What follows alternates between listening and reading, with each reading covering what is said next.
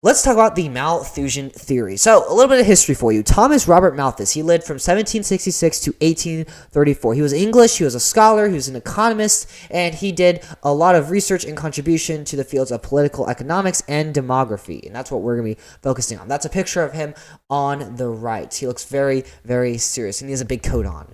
He's best known for his theory on population growth, which he wrote in an essay called An Essay on the Principle of Population. And this graph that you see on the right is something taken out from his work. So, what did he say? He says population grows exponentially, and that is something that we've seen historically and in many parts of the world today. Now, he says while population grows at exponential rates, food supply does not. Food supply grows at a linear rate. So we can plot that on a graph here. So we can plot an exponential line, which is the green line, and then a linear line, which is the black line. So on our x-axis is time, and our y-axis is quantity. The quantity of population, the green line, and the quantity of food, the black line. And if we have an exponential line and a linear line, at some point, the exponential line is going to be above the linear line. So what does that mean? That means that population at some point is going to be greater than the food supply, which will result in famine, disease, death, just chaos as people are trying to find food. It's more scarce.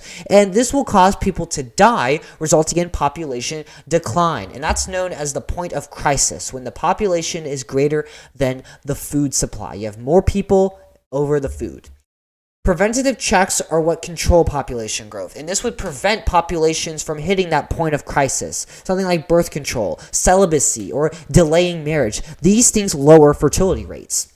Now, the neo-Malthusian perspective is something that's more prevalent today. The Malthusian theory is just dealing with food supply, and people didn't really like being told that they were going to die. They didn't like Malthus that much. They laughed at him through tomatoes, that sort of thing. But the neo-Malthusian perspective is accepted by people today. Not everybody. Some people say that it's not applicable. Oh my gosh. But we're going to look at both ends of that today. Now, the neo-Malthusian perspective is a little bit more expansive. It's more diverse. It includes all types of resources, like soil, not just food supply, but also transportation. Even economics are included as well. Some of them even include climate and climate change into the perspective as well.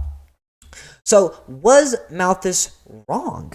Well, population has been rising quickly. Look at this graph here. This only goes back to 1960, but we can see that the population has gone up from about 3 billion in 1960 to 8 billion in 2024, and it's expected to hit 10 billion by about 2050, maybe a little bit later than that. So developing countries are in stage 2 of the DTM, and that's where population growth is exponential, like Malthus said. There's limited use of contraception in many parts of the world because they may not be able to access it, they may not be able to afford it, it may not work, their culture may forbid it, so they just don't know how to use it. Political policies, economic decisions, and cultural beliefs may support population growth as well. For example, we see pronatalist policies that encourage families to have large amounts of children. Not large children, but large quantities of children. And this may include tax breaks for families that have 4 or more children. We see that in many countries, particularly in Europe. A lot of cultures believe you should have a lot of children, and that's seen as a status symbol. Food supply has increased, but has it not kept up with population increase? We see in many parts of the world, particularly in sub-Saharan Africa, there's a failure to adopt agriculture innovation owing to political policies, economic decisions and conditions, of course, cultural beliefs. And sub-Saharan Africa has very low mechanization, so they can produce a lot less crops compared to more developed areas. We see the conversion of farmland for urban use in every single part of the world that's seeing urbanization or that has seen urbanization. We see environmental harm caused by many of our farming practices, like desertification, which creates desert out of what was soil that can be used to grow crops. You can't grow crops in sand and desert anymore. Overgrazing from livestock, clear cutting of trees for lumber, soil erosion, and the unavailability of fresh water. We see the conversion of life-supporting crops to growing cash crops. So instead of growing crops needed to survive and to eat, we see people growing crops that'll make them the most money. Stuff like tobacco, sugar, cotton, tea, and coffee. You don't need these crops to live. Unlike other crops like potatoes or wheat, stuff that's used heavily to feed people. These are just used to generate a profit. They're not seen as necessities. So all of these reasons here are points that may show that Malthus was right and the Neo-Malthusians may be onto something. Let's look at another one. Rising fuel costs like gasoline will slow down growth of food production, but distribution as well. For example, you need gas to drive trucks and semi-trucks. And if gas is more expensive, less people are going to want to do that. Now, was Malthus right? There are reasons to believe that he's not exactly right. So let's look at that. Population has not been rising geometrically / exponentially. So if you've watched the 2.3 lecture, you could see that the world population pyramid doesn't show exponential growth. It shows population growth at a linear rate, an arithmetic rate. And if you remember, Malthus said food supply also increases at a linear rate as well.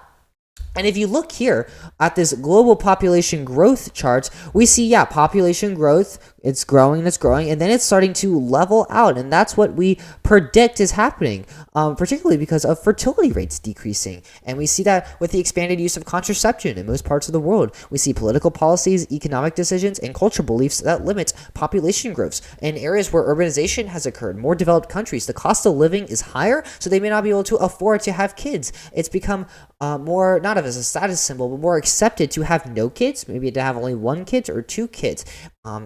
Families that have 5, 6 kids, that's seen as an abnormality.